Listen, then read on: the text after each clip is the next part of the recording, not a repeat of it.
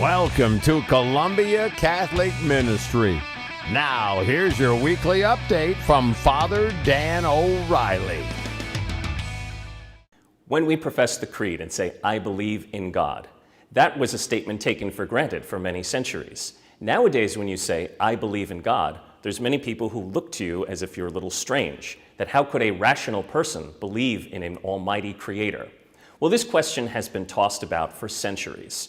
One of the most famous collections of proofs of the existence of God comes to us from St. Thomas Aquinas. He famously wrote his 5 ways of knowing the existence of God. The first one could be called the argument from motion.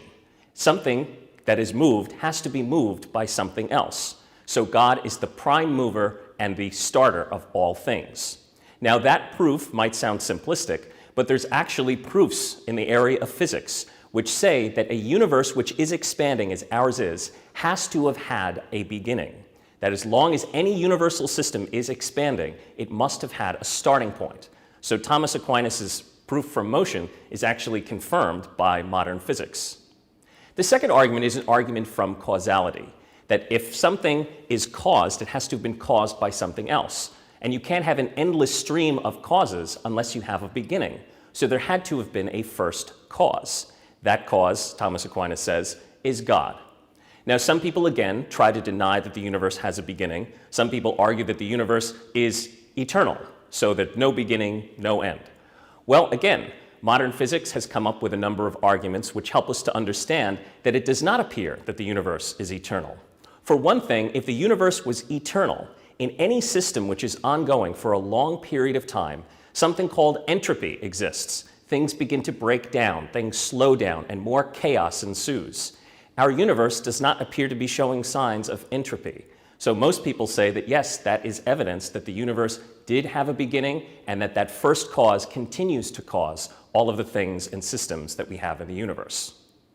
The third argument is an argument we could call the argument about contingency and necessity.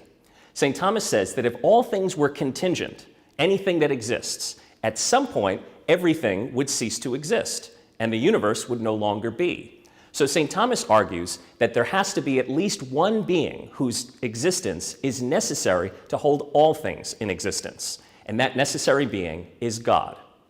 Taken another way, we could say, imagine you're doing a painting. Your painting could be a landscape. It could be a portrait. It could be a painting of anything. All of those things you put in the painting would be contingent. But if you don't have a canvas and don't have any paint, you have no painting. So you have to have something that's necessary. And St. Thomas says for the universe, that is God. The fourth argument is the argument we could call the argument from perfection. You could say, for example, that something is good or something is better, something is strong or something is stronger. St. Thomas says that if you're going to measure anything on some kind of a scale, there has to be one end of the scale which is perfection.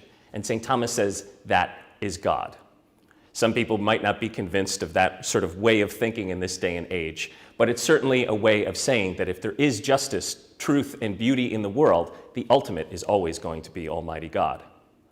The final argument is what's known as the argument from design, and that's one which is pretty famous. The idea that we can look at the order of creation, look at the design of the universe. We can only imagine that some intelligent and benevolent creator was behind it. In fact, we know in the universe today of at least 20 constants, from the speed of light to the decomposition of carbon to the force of gravity. All of these things, were they any different, human life could not exist. That's become known among scientists as the anthropic principle, that it appears that the universe in which we live was specifically designed for the existence of human life. The secular world tries to tell us that there's some kind of a divide between faith and reason. But the 5 ways of Thomas Aquinas show that reason can help us better understand our faith and have every reason to trust in the presence of God.